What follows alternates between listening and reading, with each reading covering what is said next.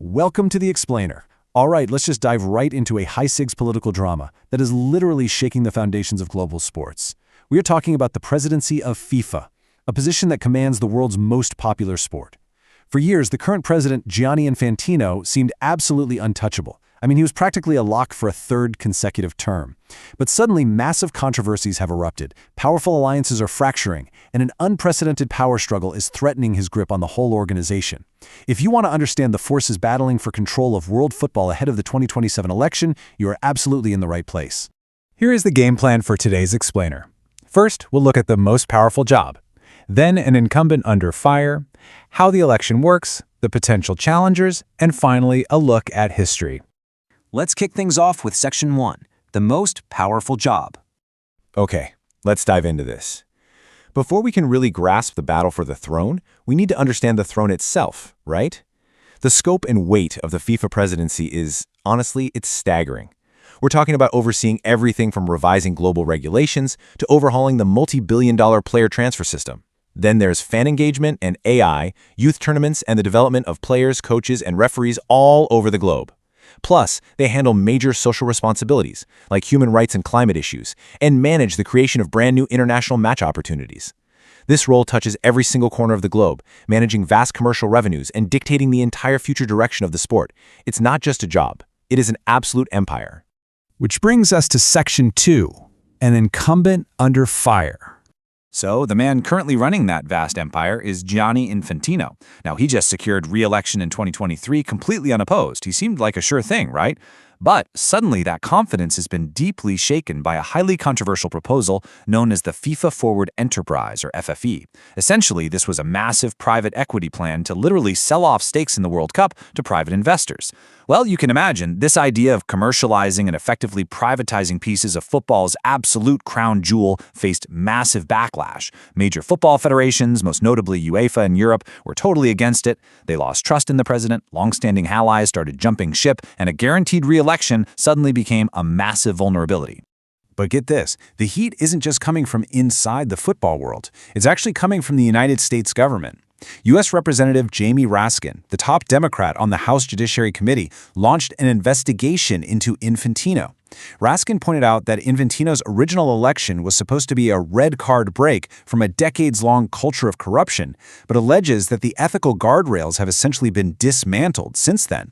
This congressional probe is specifically seeking documents regarding Infantino's ties with Donald Trump, examining an office space FIFA snagged in Trump Tower, and looking into allegations that some critics are calling legal bribery. No matter how you slice it, that kind of intense political scrutiny casts a very long shadow over his leadership. And that brings up a striking irony that critics are very quick to point out. On one hand, FIFA claims a mandate of transparent governance and social responsibility. But on the flip side, they're facing official probes into their political alliances and aggressive business practices. Take the recent World Cup, for example. Several U.S. attorneys general are actively investigating FIFA's dynamic ticketing policies. The use of this pricing model led to massive surges that basically priced out everyday fans. A move Raskin actually characterized as illegal price gouging. It's exactly this friction, this gap between stated ideals and operational reality, that is fueling the calls for a change at the top. Let's move on to Section 3. How the election works. So the crucial point is, if the federations are unhappy, how do you actually unseat a sitting president? You can't just raise your hand and declare yourself a candidate. There are very specific hurdles to clear. To enter the March 2027 election in Morocco, a candidate first has to prove they've played an active role in association football for at least 2 of the previous 5 years. Second, and this is a huge hurdle for outsiders, they must secure the formal backing of 5 different member associations by a strict deadline, November 18, 2026. Oh, and a member association can only back one single candidate. Finally, of course, they have to win the vote itself, which is conducted via secret ballot. And exactly who is casting those secret ballots? 211 member associations. I really want to emphasize this number, 211, because it creates a fascinating dynamic. In a FIFA election, every single vote carries the exact same weight. It is a literal David versus Goliath battlefield. The smallest island nations in the world have exactly the same voting power as massive, historically dominant federations like Brazil, Germany, or England. This means a candidate cannot just court the traditional powerhouses. They have to build a truly global coalition. The math required to win that secret ballot is pretty straightforward, but definitely demanding. If a candidate can secure more than a 2/3 majority in the very first round of voting, the election is over and they take the ultimate seat in world football. But if no one hits that magic 2/3 threshold, the election moves to subsequent rounds where only a simple majority is required to win. Now for Section 4, the potential challengers. With nations like Serbia, Sweden, and Wales already withdrawing their support for Infantino, the door is definitely creaking open. Now, what's really interesting about this slide is the sheer geopolitical diversity of the challengers positioning themselves for a run. Just look at this lineup. You have Victor Montagliani, the Canadian head of CONCACAF, who strongly opposed that private equity plan. You have Alexander Seferin, the UEFA president from Slovenia, who's been one of Infantino's most vocal critics and even boycotted the World Cup final. From Asia, there's Sheikh Salman from Bahrain, who heavily criticized FIFA's decision-making. From the Middle East, Nasser Al-Khelaifi, the powerful Qatari executive of PSG. And finally, Lise Klaveness, the president of the Norwegian Football Federation, a prominent voice for reform. These are heavyweights, backed by some highly disillusioned federations. To really understand the specific grievances driving these challengers, we just have to look at Norway and Lise Klaveness. The Norwegian Football Federation is actually planning a formal ethics complaint regarding political interference in the sport.